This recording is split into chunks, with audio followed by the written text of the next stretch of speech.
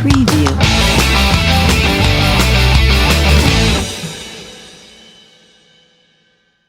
I often get asked what is digital health and why there is so much buzz about it these days. To me, digital health is streamlining of the care continuum with patients at the center of new workflows being developed by care providers as well as ancillary service providers like pharmaceutical companies, medical device manufacturers, laboratories, etc. In my lifetime, I've seen tremendous improvements in the way we provide care. And in next 20 years, we will see a sea shift in how care will be provided. Why?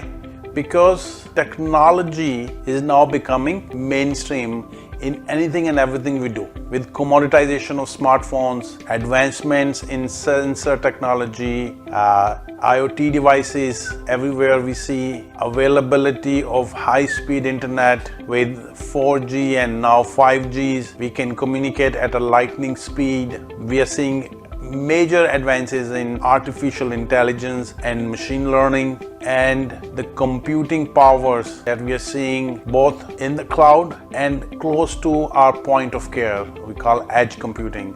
We are seeing tremendous improvements. And these changes were out there for the last 4 or 5 years, but the pandemic, the silver lining of pandemic is that it has worked as a catalyst, because regulatory bodies were very slow to react to them, but because of pandemic, it has accelerated the adoption of these technologies. So what does digital care mean to you? To me, number one factor of digital care is convenience. It has made care delivery very convenient for individuals, i.e. patients. Also, it has taken workload of physicians and made them more efficient. Overall, it is removing waste that was there in our system, which in turn over time will help us contain the growing cost per capita that we have been encountering over the last 2 decades. Second advantage of digital health to me is telemedicine, right? We can provide care to individuals where they happen to be, at home or in a remote corner of our country.